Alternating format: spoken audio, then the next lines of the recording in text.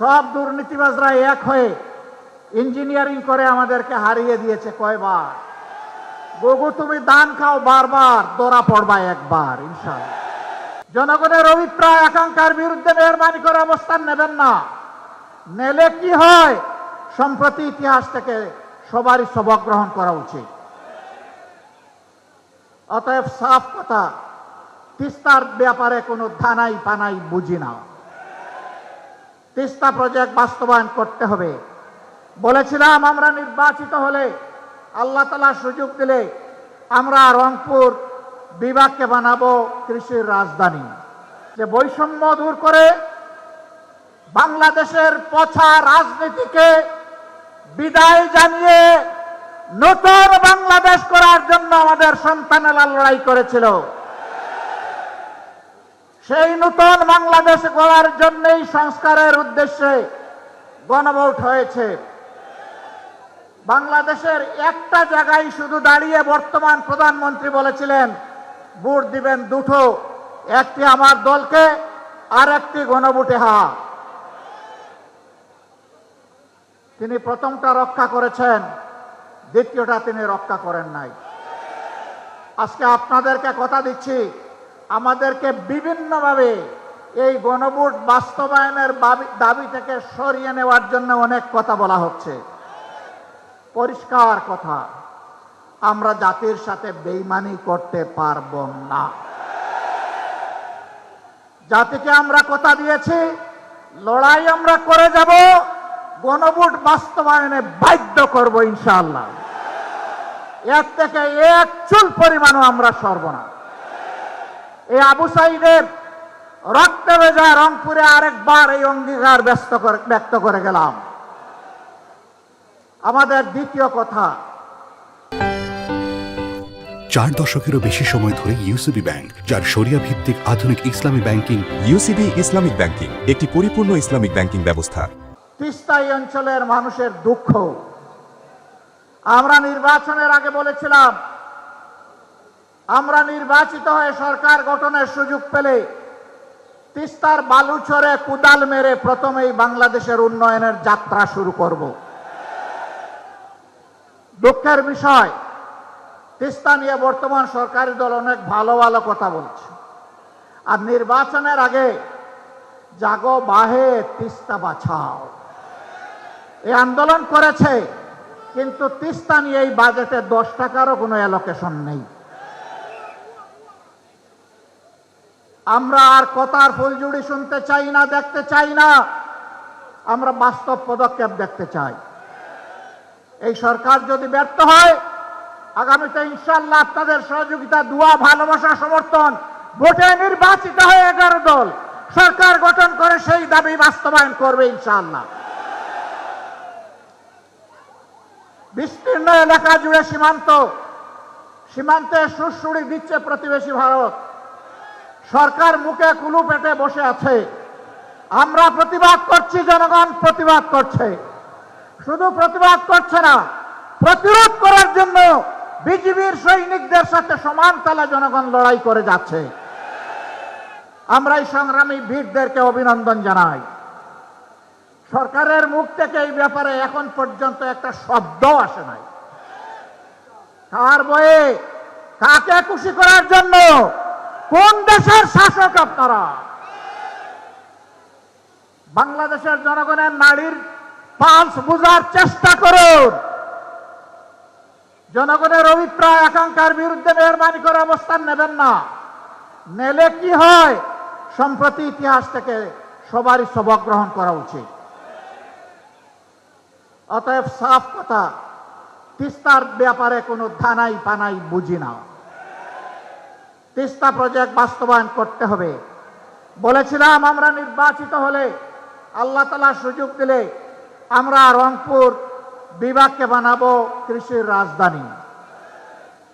সেই রাজধানীর কথা বর্তমান সরকার ও সংসদে বলছে, কিন্তু রাজধানীকে ভিক্ষা দিলে রাজধানী বনবে না।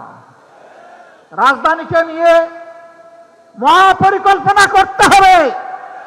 এখানে এসে শুনতে পেলাম দুঃখের বিষয়, কৃষক কষ্ট করে ঘাম জড়িয়ে ফসল ফলায়, এই অঞ্চলে বিপুল পরিমাণ আলু উৎপাদন হয়। এখন হিমাগারে রাখতে গেলে বস্তা প্রতি 600 টাকা তাদেরকে দিতে হচ্ছে।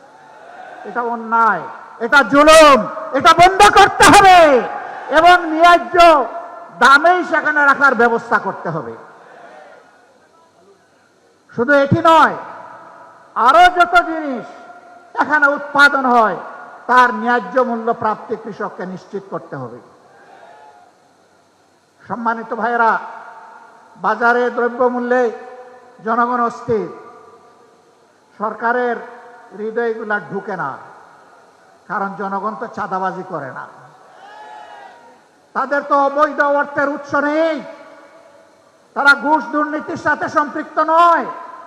তাদের এই দুঃখ ওই লোকেরা কেমনে বুঝবে যারা চাঁদাবাজিতে লিপ্ত, যারা ঘুষ দুর্নীতিতে ব্যস্ত, তারা এটা বুঝবে না। আমাদের স্পষ্ট অঙ্গীকার, ইনশাআল্লাহ সব দুর্নীতিবাজরা এক হয়ে ইঞ্জিনিয়ারিং করে আমাদেরকে হারিয়ে দিয়েছে কয়বার। গগু তুমি দান খাও বারবার, দৌড়া পড়বা একবার, ইনশাআল্লাহ। আগামীতে এই সুযোগ আর দিবে না জনগণ। তখন ন্যায় ইনসাফের ভিত্তির উপরে 11 দল একটি সরকার গঠন করবে ইনশাআল্লাহ। যেই দেশে চাঁদাবাজ তো দূরের কথা, তাদের ছায়াও সহ্য করা হবে না। দুর্নীতি করার প্রয়োজন কারো হবে না, সম্মানজনক ভাবে সবাই বাঁচতে পারবে। এরপরে লুবের বশবর্তী হয়ে কেউ দুর্নীতি করলে তাকে ছেড়ে কথা বলা হবে না, প্রধানমন্ত্রী হলেও না, তাকেও বিচারের মুখোমুখি করা হবে। সম্মানিত ভাইয়েরা, এ দেশ আমাদের, আল্লাহর রক্ষাকর্তা। আমরা যতদিন বেঁচে থাকব, দেশের 1 ইঞ্চি জমি তো দূরের কথা, একটা বালুর উপরেও কাউকে কর্তৃত্ব করতে দেব না। যারা হুমকি ধমকি দিচ্ছে তাদেরকে বলি, আপনারা এইভাবে বাংলাদেশকে বিবেচনা করবেন না। ডক্টর কর্নেল অলি আহমদ বীর বিক্রম বলেছেন, আমাদের সৈন্য 2 লাখ 2.5 লাখ নয়, আমাদের 1 কোটির বেশি। আমি বলবো, এই দেশে জন্ম নেওয়া প্রত্যেকটা নারী পুরুষই আমাদের সৈনিক। জুলাইতে এটার প্রমাণ রেখেছে সবাই, মায়েরা রেখেছে, বোনেরা রেখেছে, মেয়েরা রেখেছে, ভাইয়েরা রেখেছে, সন্তানেরা রেখেছে এবং বয়স্ক পুরুষেরা রেখেছে, কোলের শিশুও রেখেছে। এই যে জাবির ইব্রাহিম মারা গিয়েছে, তার অভিপ্রায়টা লক্ষ্য করবেন, সে কি বলেছিল। আরেকটা ছেলে বারবার তাকে সরিয়ে দেওয়া হচ্ছে, এই তুমি সরে যাও, তুমি ছোট মানুষ। কয় সাবধান, আমাকে সরানোর চেষ্টা করবেন না, আমি এসেছি এখানে আন্দোলন করতে, প্রতিরোধ গড়ে তুলতে। আপনি আপনার কাজ করেন, আমাকে আমার কাজ করতে দেন। এরপরে আপনারা দেখেছেন সবাইকে ঝাড়ি মেরে ফেলে দিয়ে গেছে পুলিশের পেটের মধ্যে ঘুষি বসাচ্ছে। তুই আমার ভাইকে হত্যা করেছিস। আজকে সেই হত্যাকারী পুলিশদেরও বিচার গুলিয়ে দেওয়ার জন্য একদল উঠে পড়ে লেগেছে। আমরা পুলিশের সকল সদস্যকে বলছি না যে তারা অপরাধী, কিন্তু যারা অপরাধ করেছে, যারা অবলীলায় মানুষ খুন করেছে, তাদেরকে বিচার আপনারা চান না? সে পুলিশ হোক আর সাধারণ মানুষ হোক, তাদের বিচার অবশ্যই হতে হবে। শুধু জুলাই নয়, 2006 সালের 28 অক্টোবর থেকে শুরু করে এরা যে খুনের রাজনীতির সূত্রপাত করেছিল, পিলখানা হত্যাকাণ্ড, সাপ্লাই হেফাজতের লোকদেরকে হত্যা, তারপরে সারা দেশে 15.5 বছর গুম খুনের রাজনীতি, আয়নাগরের রাজনীতি, জুলাইয়ে এসে মহাহত্যাযজ্ঞ, গণহত্যা যারা চালিয়েছে, একেবারে সেই বিপ্লবের প্রতীক শরীফ উসমান হাদির হত্যাকাণ্ড পর্যন্ত সকল বিচার করতে হবে। যদি এই সরকারের সেই বিচার করার সাহস না থাকে, বলবো নিজেদের ব্যর্থতার দায় স্বীকার করে বিদায় নেন।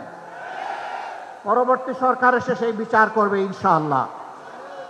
আপনারা তৈরি আছেন? শুধু এই মাঠে তৈরি থাকবেন না 24 ঘন্টা, 2 দিন 1 দিন নাকি সারা জীবন? ইনশাআল্লাহ লড়ে যাব, আমরা ক্ষান্ত হব না, আমরা জিতবো ইনশাআল্লাহ, আমরা মাথা নত করব না। আমরা বীরের জাতি হিসাবে মাথা উঁচু করে বিশ্ব দরবারে দাঁড়াবো, কোনো মিনি আধিপত্যবাদের কাছে আমরা নতি স্বীকার করব না। আপনাদেরকে আরেকবার ধন্যবাদ, এই বিপ্লবী জনতাকে ধন্যবাদ। হে আবু সাঈদ এবং আবু সাঈদের বন্ধুরা, তোমাদের আত্মার কাছে আমরা অঙ্গীকার করছি আরেকবার, আমরা বৈষম্যহীন বাংলাদেশ গড়ব ইনশাআল্লাহ। গণভোটের গণরায় বাস্তবায়নের মাধ্যমে ফ্যাসিবাদের কবর দেওয়া হবে ইনশাআল্লাহ। সেই শপথ নিয়ে আজকে এইখান থেকে বিদায় নিলাম। আল্লাহ রাব্বুল আলামিন এই শপথ বাস্তবায়নের তৌফিক আমাদেরকে দান করুন। যুবকরা জেগে উঠো, আমরা তোমাদের সাথে আছি। আজকে ডক্টর কর্নেল অলি আহমদ বিক্রমকে জিজ্ঞেস করেছিলাম, মুক্তিযুদ্ধে দেশকে মুক্ত করার জন্য লড়াই করেছিলেন, আরেকবার প্রয়োজন হয়ে পড়ছে, আপনি কি করবেন? তিনি বলেছেন, আমি সমান তালে লড়াই করব।